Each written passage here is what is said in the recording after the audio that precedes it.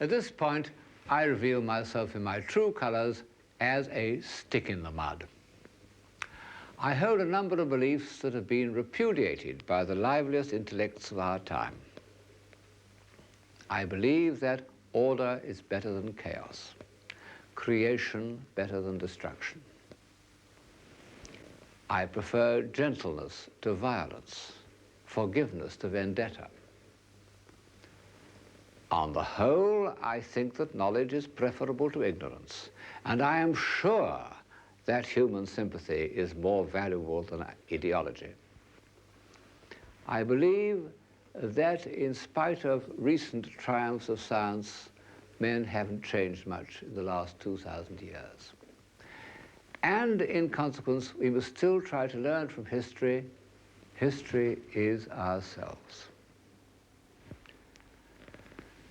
I also hold one or two beliefs that are more difficult to put shortly. For example, I believe in courtesy, the ritual by which we avoid hurting other people's feelings by satisfying our own egos.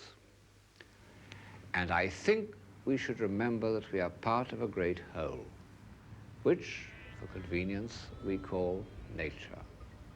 All living things are our brothers and sisters.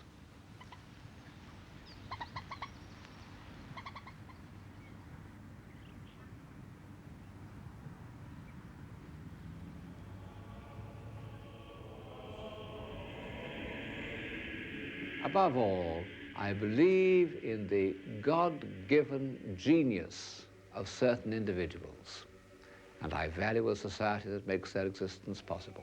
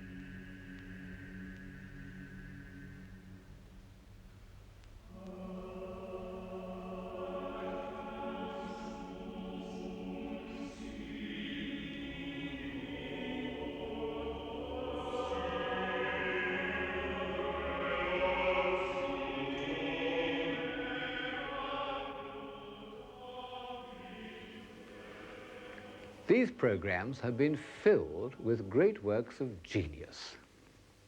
In architecture, sculpture and painting, in philosophy, poetry and music, in science and engineering.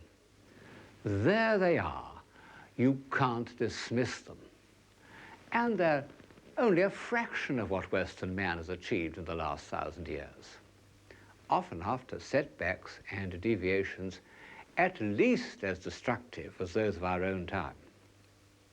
Western civilization has been a series of rebirths. Surely this should give us confidence in ourselves. I said at the beginning of the series that it's lack of confidence more than anything else that kills a civilization. We can destroy ourselves by cynicism and disillusion just as effectively as by bombs.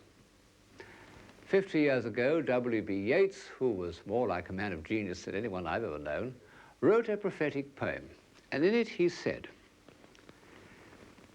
"Things fall apart, the center cannot hold. Mere anarchy is loosed upon the world, the blood-dimmed tide is loosed, and everywhere the ceremony of innocence is drowned. The best lack all conviction, while the worst are full of passionate intensity."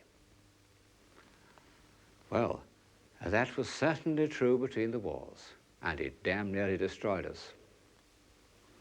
Is it true today? Not quite, because good people have convictions, rather too many of them. The trouble is that there is still no center. The moral and intellectual failure of Marxism has left us with no alternative to heroic materialism. And that isn't enough. One may be optimistic, but one can't exactly be joyful at the prospect before us.